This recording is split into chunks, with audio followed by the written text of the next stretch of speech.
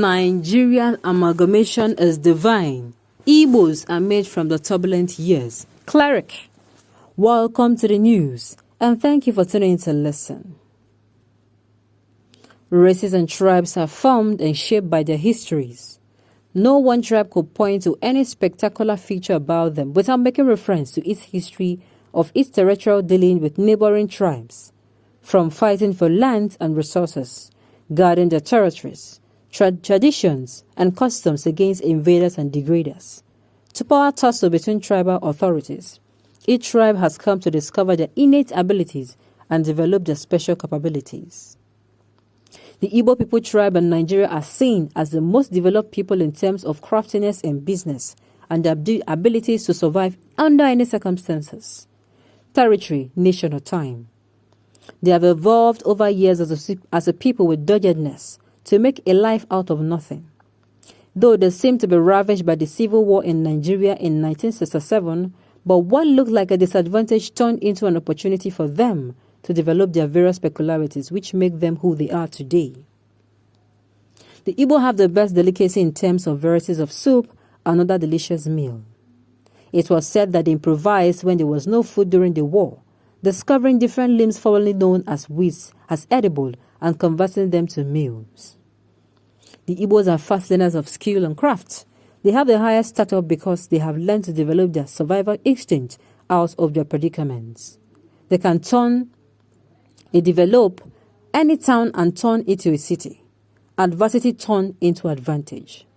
There were messages of a cleric program in Lagos admonishing Nigerians to see the positive tide of being together as a nation. Our differences must have some advantages which the Igbos must especially have utilized to become survivors anywhere they find themselves. Go to anywhere in the nations of the world. If you do not see the Indies, if you do not see the Igbos, you will definitely see an Igbo man there, and not just getting by, but thriving. Okay. But upon all that, why is the Igbos continuing to complain that they are being marginalized? I believe whoever is endowed with such characters, if Igbos are, they should be the last to complain about marginalization. Imagine Igbo had their states and governors and share of federal allocations like any other state, but complains more than anybody. I believe an industrial person like Igbo that grew from nothing to something should be the last to complain. They just need to show other regions that they are different rather than continue to complain about being marginalized. Well, the truth remains that you will not say because you have a superpower, then for that reason, you're going to use that superpowers until it is drained out. Even Superman himself, there are times when he relaxes. There are times when he needs things that are going to help him. They are thriving, yes, but under circumstances, yes, but how do they help themselves? Of course, they're asking for equality. They're asking for equal opportunities. They are doing what for themselves does not mean that you throw them and put them inside the gutters. No. That is not right. It is not fair. It is exactly not fair.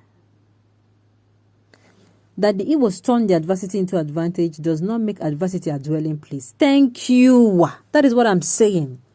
Thank you. I agree with this.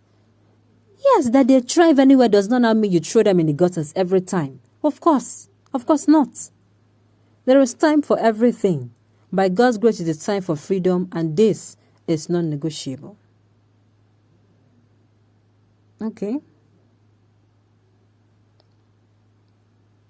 Stop fooling yourself by claiming best delicacies. 70% of their soup are made of cocoyam, garnished with different leaves, and you call that best delicacies. How?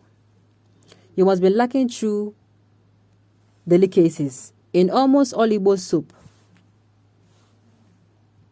the major ingredient is cocoyam, served with either gari eba or akpu fufu, except ukwa, which is nutritious in their menu.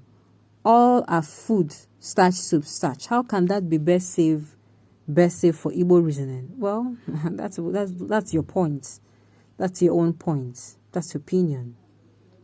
Give Igbos their rights as one Nigeria. You cannot force them to remain with you forever when they do not get their rights. Chicken, simple. Give them equality. Give them justice. Give them fairness. Give them, let there be separation of powers. They're not even saying give us. They're saying let it be equal. That is it.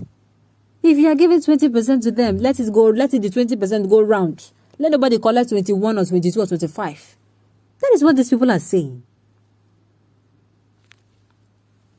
You have left what you're asked to preach now. What do you understand by something being divine? Okay. Prior to independence, Lord Lugard saw the Igbos as industrious and creative and competitive. So it was not the civil war that defined the Igbo man. Rather, it became the ground to manifest our creative potential. Industry and enterprise is hardwired in our DNA. Assessment of the Igbo by Amadu Bello is that after God is the Igbo man, who we are is an innate trait. Okay. That amalgamation was the highest abomination committed on earth by human being.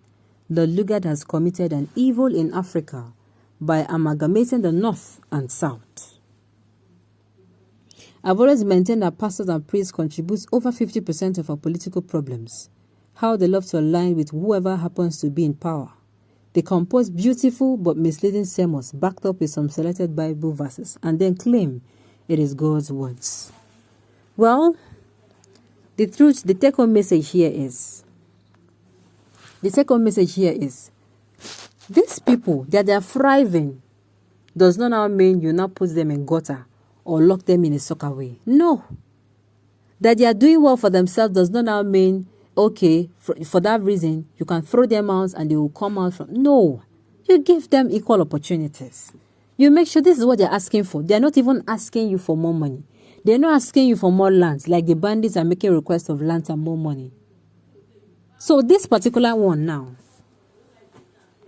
So what they're asking for is equal opportunities, fairness, justice. And this thing they're asking for is will even favor, these people are asking for will favor all the country, because if there's equality in the land, there's justice in the land, there's fairness in the land. Tell me, what more do you want? Of course, Nigeria will be a better place. If there's stability of security and there is separation of powers, there is rule of law.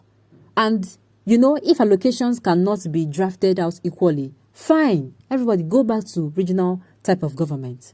And everybody will be fine. Everyone stands to benefit, sincerely. That they are clamoring that they can do what does not now mean you can throw them into a pit and say, you can do what, then do what there. On this note, we have come to the end of the news. We say thank you for tuning in to listen. Until I come your way next time, enjoy the rest of the day.